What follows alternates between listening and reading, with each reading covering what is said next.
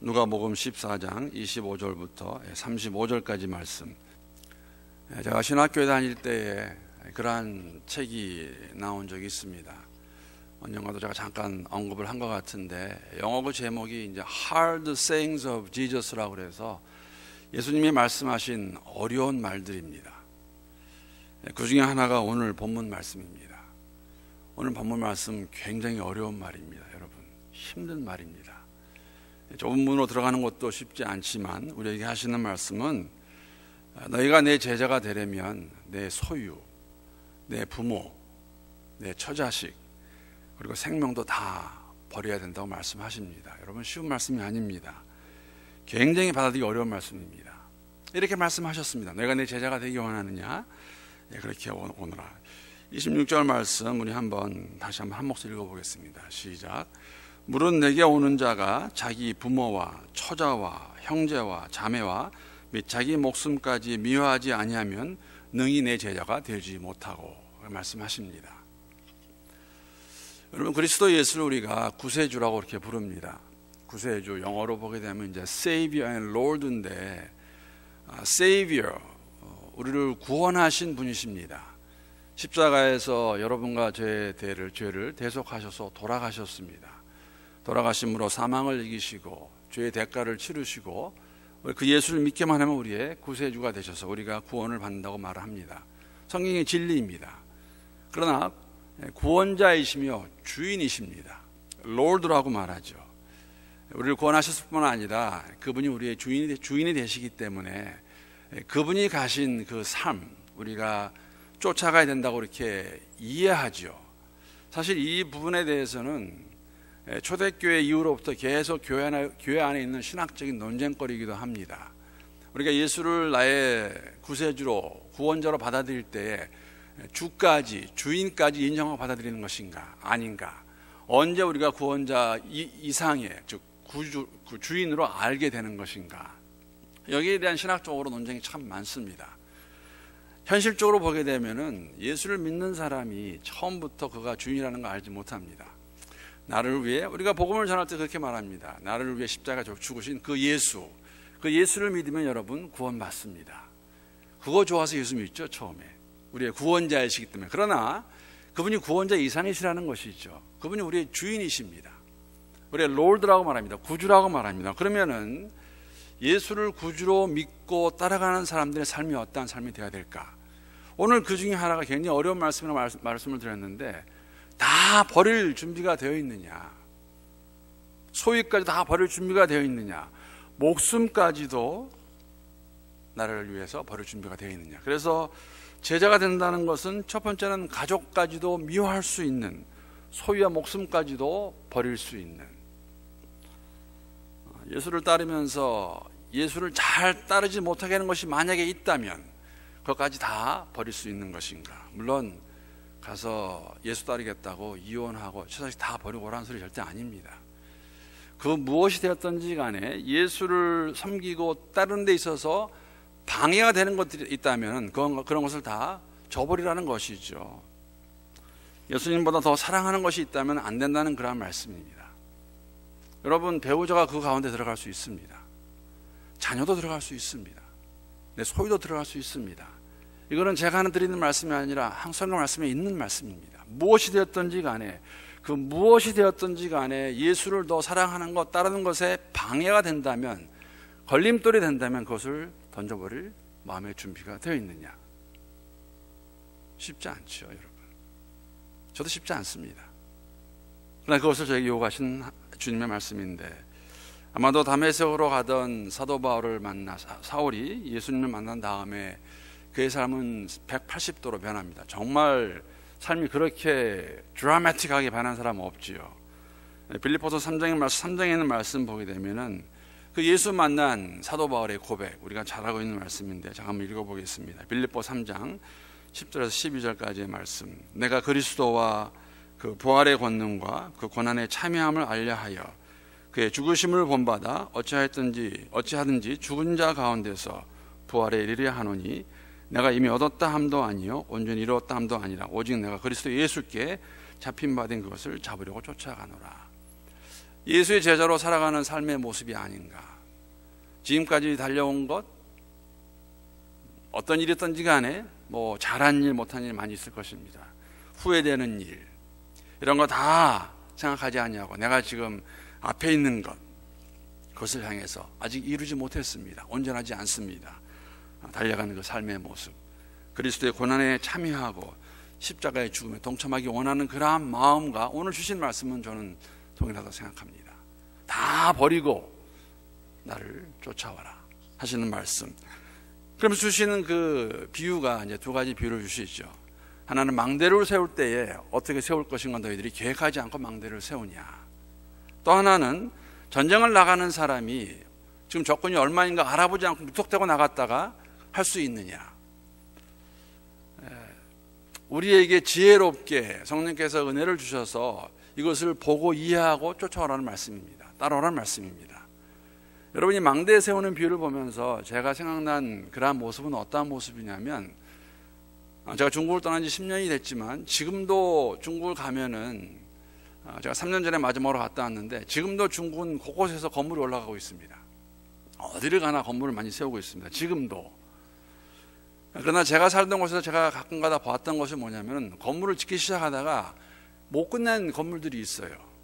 그러면 중국 사람들이 웃으면서 그렇게 말합니다. 저걸 못 끝낸 이유는 처음에 시작할 때에 분명한 돈을 갖지 않고 그냥 대출을 받을 때에도 가지고 있는 자산이라든지 이러한 신용받을 만한 것을 근거로 해서 대출을 받은 게 아니라 이 관시로, 관계로 내가 뭐 은행장을 알고 뭐 그래서 돈을 받아 시작했는데, 이 건물이 뭐 다 아시겠지만 건물은 지으면은 처음 계획보다 돈이 많이 들어가요. 항상 그렇습니다.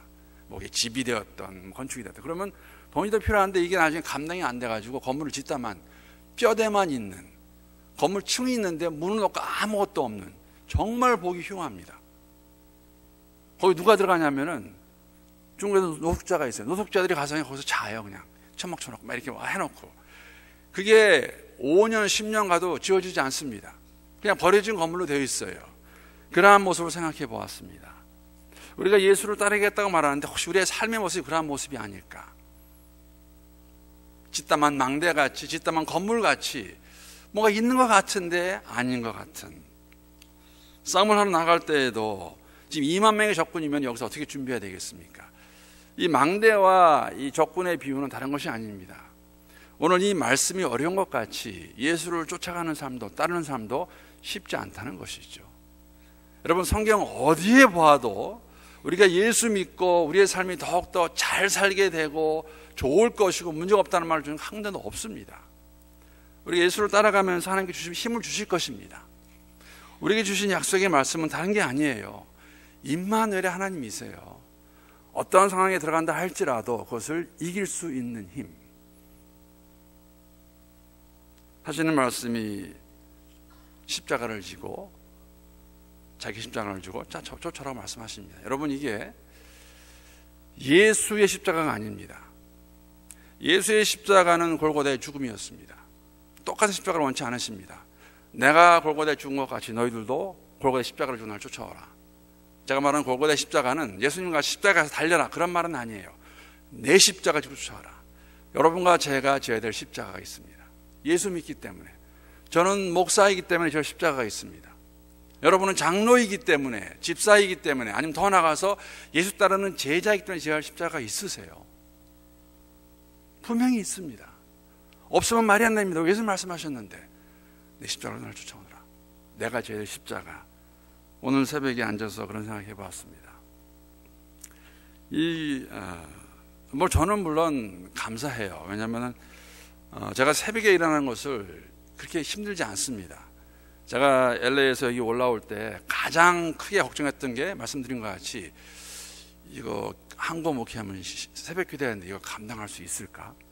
그런 마음이 있었던 거 맞습니다. 그런데 감사하게 일어나는 건 문제가 안 돼요. 그런데 안 오고 싶을 때 있어요. 저도 피곤하면. 그래서 오늘 새벽에 생각했습니다. 이게 내 십자가구나. 내 십자가, 내가 지어야 될 십자가. 근데 여러분 그거 아십니까? 십자가를 지면은 거기에 대한 기쁨과 보람은 정말 큽니다. 제가 올 때마다 어떨 때는, 물론 문제가 뭐냐면 내 십자가를 절대 하시면 안 돼요. 내 십자가를. 내가 십자가를 보면서 다 이렇게 하라 그렇게 말씀하시면 안 돼요. 우리 교회 성도님들이 주일날 오신 분과 새벽기도 오신 분은 차이가 많이 납니다. 그러면 내 마음 가운데 그런 분 가지면 안 돼요. 왜 새벽기도 못 나오는 거야? 그거 아니에요. 주께서 내게 주신 마음이 있고 내가 될 십자가, 가장 작은 것이 십자가 새벽기도 나오는 것은. 그러나 제가 느끼는 거, 와서 이렇게 예배 드리고 기도하고 가면 항상 기쁩니다. 감사해요. 왜? 기도할 시간이 있었기 때문에. 다른 형제자매를 위해서는 그분들도, 우리 다른 형제자매들도 그러한 마음으로 십자가를 지고 가면 된다는 것이죠. 이러한 삶을 살지 못하게 됐을 때 우리의 모습이 어떤 모습인가? 우리가 제자라고 고백은 하는데 내가 내 부모도 처자식도 내 소유까지도 버릴 마음이 없고 십자가를 지지 않고 쫓아온다면은 여러분과 저의 삶이 어떠한 삶인가? 오늘 본문 34절 35절에서 그 기준치를 보여주고 계십니다. 제가 한번 세 번역으로 읽어보겠습니다. 소금은 좋은 것이다. 그러나 소금이 짠맛을 잃으면 무엇으로 그것을 짜게 하겠느냐? 그것은 땅에도 거름에도 쓸데가 없어서 밖에 내버린다. 들을 귀 있는 사람은 들어라 말하고 있습니다. 여러분, 소금이 짠맛을 잃겠습니까? 소금은 짠맛을 잃을 수 없습니다. 있을 수 없는 일이에요. 물론 가짜 소금이 있을 수 있겠지만 있을 수 없는 일입니다. 소금은 짜야 됩니다. 짜야 제맛이 나고 소금이 되는 것이죠. 예수의 제자로 살아갈 때에 여러분, 우리가 망대를 짓다 만 그러한 모습으로 나타난다면, 우리가 적군과 싸우면서 내 상황도 이해하지 못하고 나가 싸우다가 진다면 이거는 제자의 삶이 아니에요. 소금, 맛을 잃은 소금과 같다는 것이죠. 예수의 제자라면, 우리가 예수의 제자라고 고백한다면, 그렇기 때문에 제가 말씀드린 것 같이 저는 예수를 막 믿었을 때에는 구세주로 오지 않습니다. 그냥 구원자로 오십니다. 그러나 우리가 하나님을 알아가는 가운데, 예수를 알아가는 가운데 우리가 깨닫고 확신하게 되죠. 예수가 나의 주인이시다. 그 말은 뭐냐면 여러분과 저는 예수를 잘 따르는 제자라는 것이죠. 잘 따라야 하는 제자, 잘 따르는 그 과정에서 우리가 꼭 해야 될 일이 있다면 내 십자가입니다. 여러분, 십자가입니다. 각자에게 주어진 십자가가 있다는 것이죠. 그 십자가를 지고 잘 따라가는. 그래서 우리가 여러분, 이 계획 가운데 뭐가 들어가냐 말씀 마치겠습니다. 제가 예수의 제자가 되어 따라가는 이 삶 가운데 제 계획은 무엇이냐면, 제가 원하는 것은 무엇이냐면 정말 마지막 날에 우리 주님으로부터 잘했다, 착하고 충성된 종아, 그거 듣는 게 제 계획입니다. 다른 거 없습니다. 다른 거 무엇을 가져갈 수 있겠습니까? 그러한 마음으로 오늘도 내 십자가 잘 질 수 있도록 성령께서 인도해 주시고 보여주시고, 우리가 먹든지 마시든지 무엇을 하든지 주의 영광을 위해 살아갈 수 있는 우리 모두가 될 수 있고 그런 하루가 될 수 있기를 우리 주님의 이름으로 축복합니다.